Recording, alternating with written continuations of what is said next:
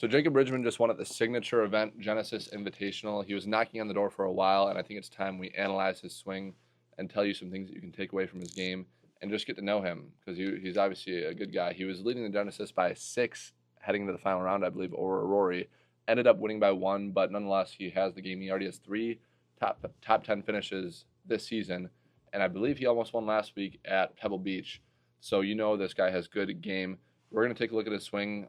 We do this every week, starting with Justin Rose. I did Chris Gotterup and Colin Morikawa last week, all analyzing their swings. So whether you're watching on YouTube, podcast, or on the shorts, I hope you enjoy the video. And yeah. This video is brought to you by V1. This is the analytical tool that I use to analyze swings. It's very nice. You can, they have a whole library of swings. Granted, I got this one from Jacob Bridgeman's Instagram, so shout out to him for that. But the first thing that sticks out to us is his grip, okay? And we always look at the crevice between the thumb and the pointer finger and where that is pointed, and that gives us the relation to a home base for a neutral grip. The money zone is when it points to pretty much anywhere between the right armpit and like kind of the right side of the neck. When we get pointed up here into the collar, then that's when we start seeing some neutral / weak grips. Bryson has that grip, Colin Morikawa has the grip, but they also accommodate that with a stronger right hand. So when the crevice between the pointer finger and the thumb, we're going to see Bridgman's runs up the right shoulder, and then his right hand is outside the right shoulder. So he has a stronger grip, right? And that's actually going to show up in the down the line view. But moving on, a lot of great golfers, they have like a kickstart to their swing, like a push to start. And, because objects in motion tend to stay in motion, whatever, starting from a static position, like Jordan Spieth, he gets his hands forward. That's what he does to kickstart his golf swing. And we're going to see Jacob Bridgeman do something as well. And if you're watching on video, you can probably see. So almost before he even takes the club back, let's watch that head. So just an ever so slightly tilting of the cap towards the back. So his chin is gonna start pointing more to his right foot. A lot of great ball strikers do that. I believe Jack Nicklaus was one of the people to do that. And it kind of goes into what we see in his backswing. Let's bring in his down the line view.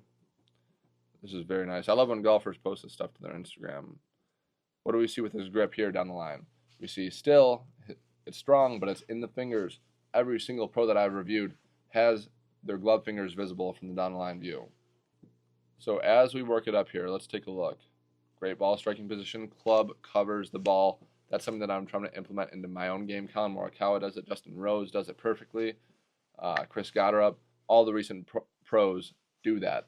In the takeaway, you set your phone up as in selfie mode, or you get a full-length mirror and see how the club covers the ball. We can't see the ball. That sets up for the rest of the swing with little to no manipulation. So as we arrived at P2, this is a position that I really love because he's starting to get hinge, and after we get this the club covering the ball, it's a very effortless motion to the top. Bang, that's perfect.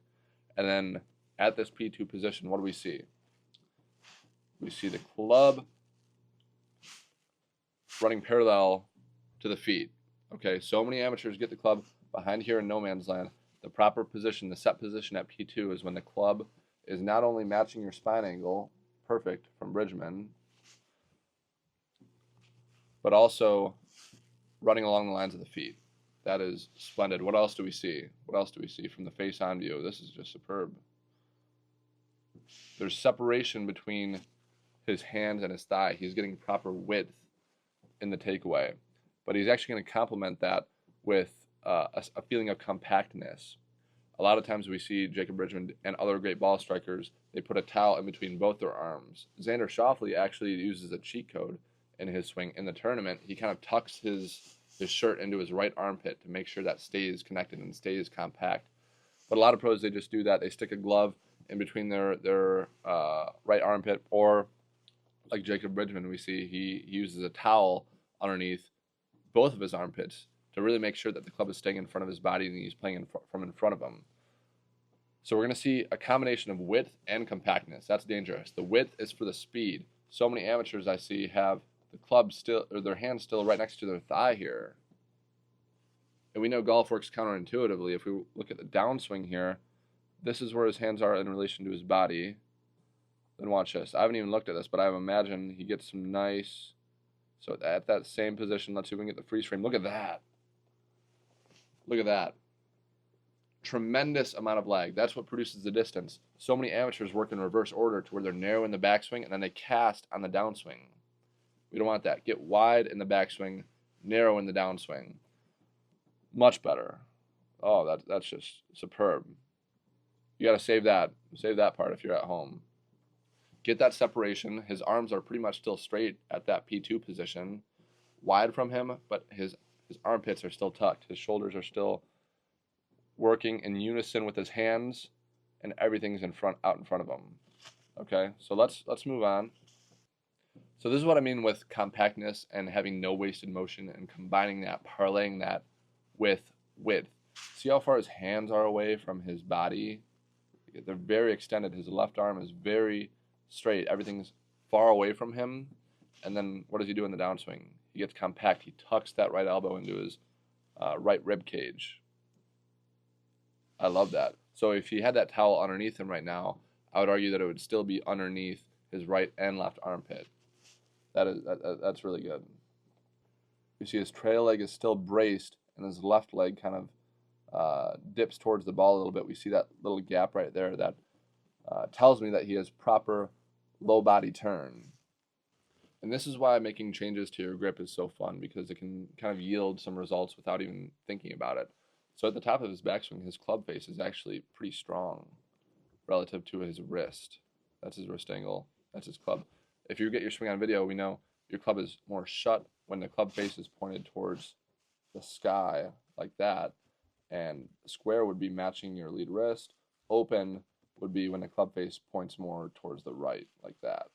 But he's in a fairly strong position right here. You see also in the face on view, that club face is pointed towards the sky. So let's see how he manipulates it here in the downswing.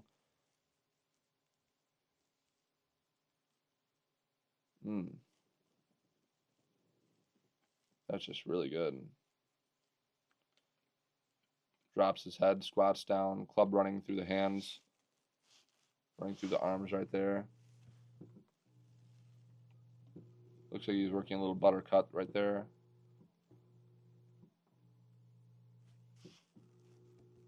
Again, club, spine angle, very square, very square. Let's talk about his side bend, because if you try and copy this move at home, it might be painful. So I would suggest training that in the gym almost if you're really chasing compression. And golf in itself requires side bend and stuff like that, where you kind of crunch that lower right side. So get in the gym and train that. I'm going to overlay a video of doing that. So sorry to the podcast listeners. And he just gets a solid finish right here. So those are a few things to watch out from Jacob Bridgman's swing. Also, I didn't cover any of his putting, but it is worth noting that Jacob Bridgeman, as well as so many PGA Tour players, have went from a blade to a mallet. Jacob Bridgeman made the transition, and now he's winning golf tournaments. So I don't know if the correlation is there. I still use a blade, but leave a comment down below. Do you use a blade or a mallet? I'm curious whether you made the switch, what you think is can be compared, or any feels that you have. So nonetheless, Jacob Bridgeman, watch out for his name. Hope you enjoy the video. Like, comment, and sub. Only if you like the video, though. I don't like asking for that stuff.